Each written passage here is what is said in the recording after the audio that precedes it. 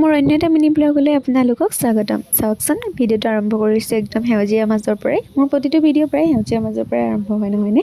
কাৰণ সেউজীয়া আৰু নীলাবোৰ মোৰ সদায়েই প্ৰিয়।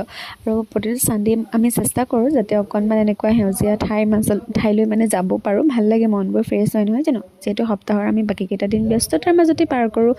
আৰু এনেকুৱা ঠাইলৈ গ'লে কিবা এটা খাবলৈ মেলিবলৈ লৈ যাওঁ আৰু তাতে যাতে অকণমান প্ৰাকৃতিক পৰিৱেশৰ মাজত বহি ধুনীয়াকৈ খাব পাৰোঁ। ইফালে সেয়া তেওঁ খাবলৈ কিবাকিবি লৈ আছে আৰু মই ছাইডতে ৰৈ ভিডিঅ' কৰি আছোঁ। মানে কি, দেওবাৰে ক্লিপখিনি লৈ ৰাখিলোঁ, কিন্তু আজিহে মই এডিট কৰিবলৈ সময় পাইছোঁ। মানে দেওবাৰ দিনাখন অকণমান ব্যস্ততাৰ মাজতে পাৰ হৈ গ'ল। এয়া চাওকচোন, আহি পালোহি আমাৰ যিটো জেগা আমি ঠিক কৰিছিলোঁ যাম বুলি। ইমান ধুনীয়া জেগাটো, চবফালে গছ, পানী, নদী, মানে ভাল লগা এটা পৰিৱেশ আৰু বহুত মানুহ হয় এইটো জেগাত। কিন্তু সেইদিনা ৰাতিপুৱা অলপমান বৰষুণ দিছিলে কাৰণে নেকি মানুহ অকণমান কম আছিলে মানে।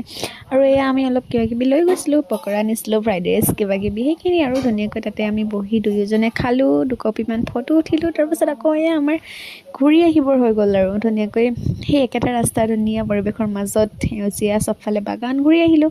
আকৌ ৰাতিলৈ ভাবিলোঁ ছানডে বুলি অকণমান পোলাওকে বনোৱা যাওক। দিনত যিহেতু ঘৰত নাথাকিলোঁৱে, ভাবিলোঁ যে ৰাতিলৈ কিবা এটা বনাওঁ। এয়া মোৰ পোলাও ৰেডি হৈ গ'ল আৰু এইফালে চিকেন বনালোঁ পোলাওৰ লগত খাবৰ কাৰণে। কিয় জানো কালাৰটো ইমান বেয়া দেখালে, কিন্তু ভালেই হৈছিলে।